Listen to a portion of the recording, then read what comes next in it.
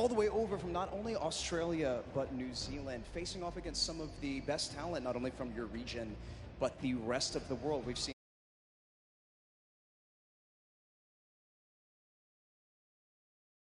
How does one prepare up against these play styles? I just eat a fruit salad, just have a shower, get off, get some water, have a fruit salad, and then just try to get hyped.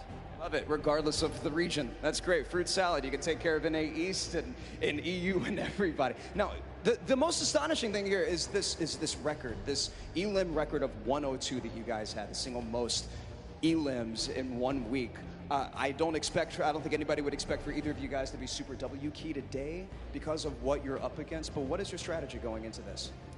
Just play slow and just hopefully make it to endgame and just get high. That's basically it. Beautiful. Well, we're going to see it here very soon. We can't wait.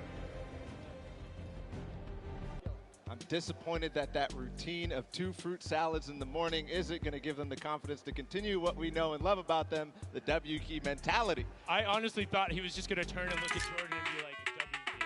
Looking forward the whole time, but they know when to play intelligently and play for height. Let's get into our next group. Again, his qualifiers from NA East and NA West. We have Tetra and Eclipse, Ronaldo and Ziff, Sean and Aiden and Rote, DW and Blue Team. Now, I want to give a quick shout out to Eclipse in particular. I've hopped into his backpack a number of times personally when we had to do some tests, and they had a phenomenal qualifying week. And then Ronaldo and Ziff averaging some of the highest placements in the week they played. They popped off at TwitchCon, came out of nowhere where people were like, who are you guys, qualifying through in the first run, going to look to make a run at it here today. And then what more can you say about Sean and Aiden? I mean, this is a duo that we've seen time and time again. A favorite out of NA West that week then they came out of. They clutched up and did amazing things. Both of them took part of our Pro-Am tourney yesterday.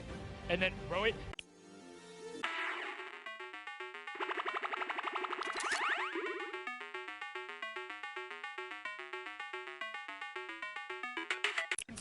And looks to punish people's mistakes at all points of the game. You talk about hyper-aggressive players early, you can't stop him from going, but the one person who does is Blue Tea, known for his calm decision-making, kind of turning off all emotions and just making the right decisions. They have a fantastic pair in chemistry, and I mean, I'm excited to hear what they had to say leading into the competition.